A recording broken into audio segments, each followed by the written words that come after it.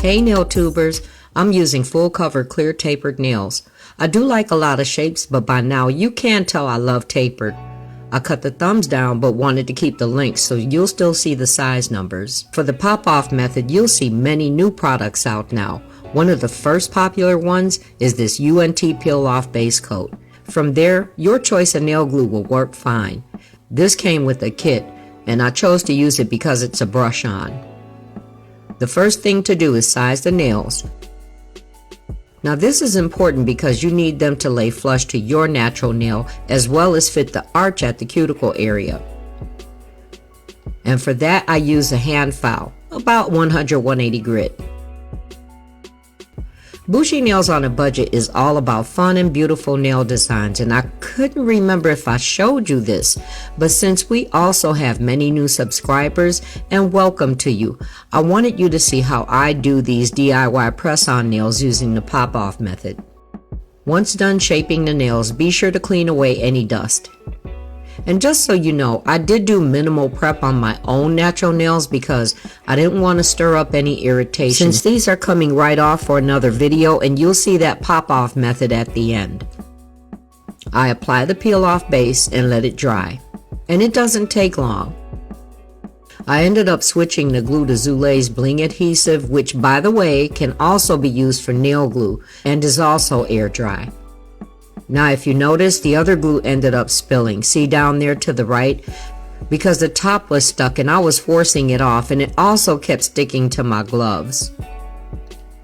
So I apply the nail glue and put the nail in place at the arch and gently lay it down to the free edge, holding it while it dries.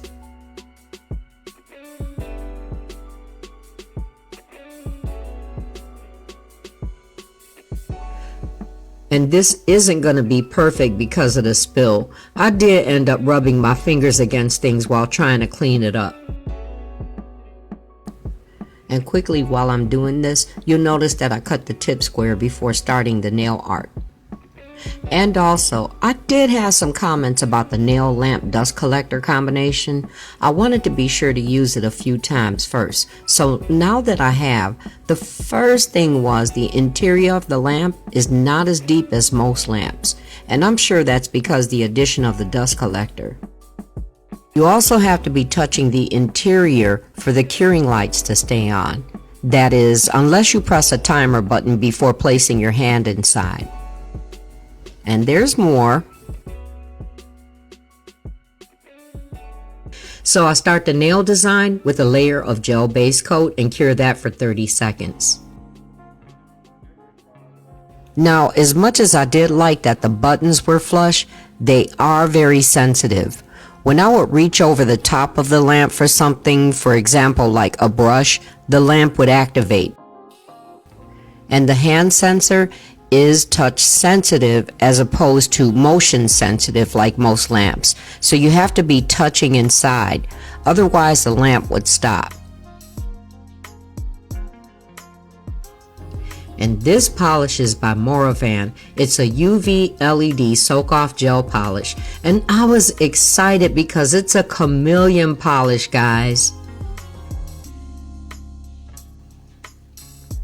I was blown away by this color. Just look at it. And I'll give you a closer look too. This is so stunning. The shift from green to fuchsia to gold. So I start with the first coat. Now, I know chameleons are typically used with a background color, but for whatever reason, I wanted to see how it would look without it because I was going for a different look and I wondered how it would look sheer. And girl, I couldn't believe how beautiful.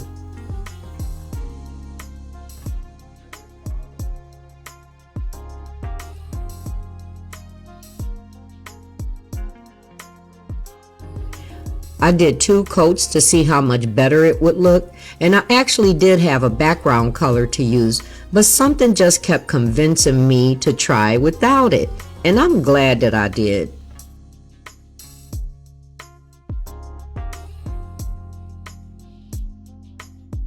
So I did have this green polish, but as you see, I didn't use it.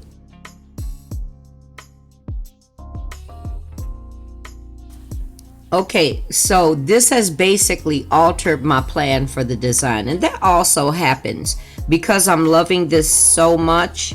I am going to polish the rest. I'm going to skip over the ring finger, and I'm going to polish these other two nails in 2, possibly 3 coats. So yeah, I ultimately did 3 coats, curing each for 30 seconds.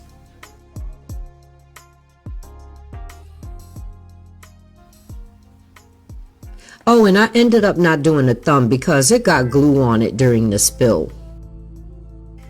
Now that I recall, I want to say that there's like 2 or 3 other colors of this chameleon polish, and I want to play with all of them now. But lastly, about the lamp.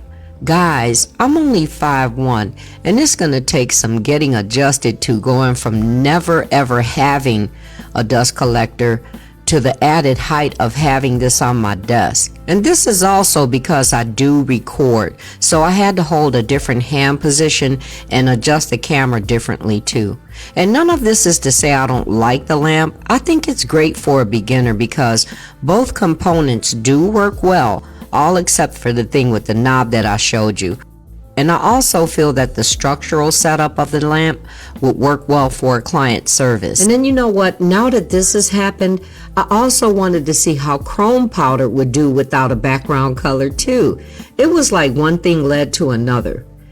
I applied top coat and cured that for 15 seconds. 15. The chrome powder is also from Amazon, and I got it when I got the chameleon polish.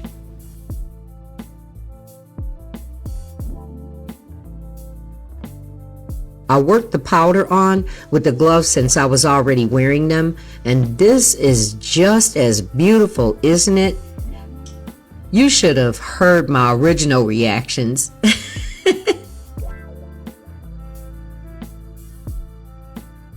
And don't forget, I'll show you how easy you can pop these off.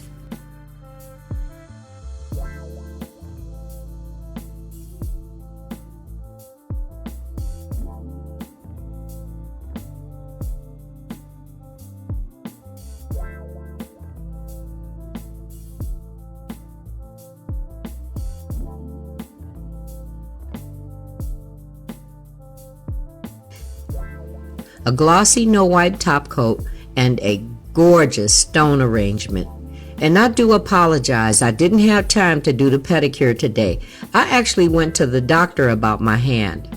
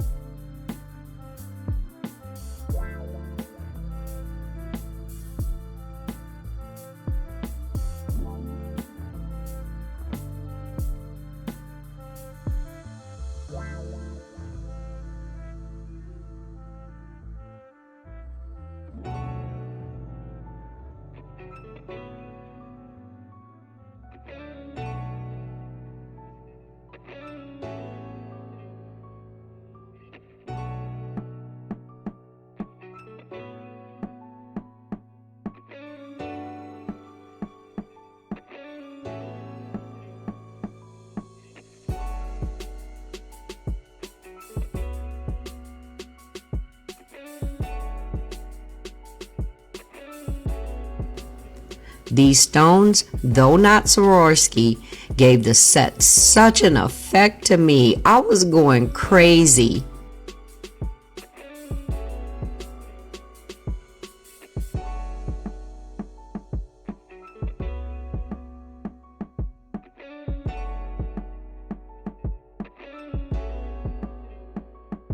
This is how it turned out. Simple and stunning.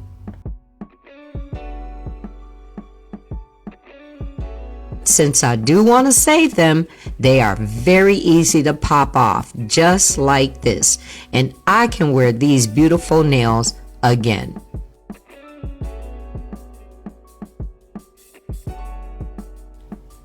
If you like this set, go ahead and press that like button.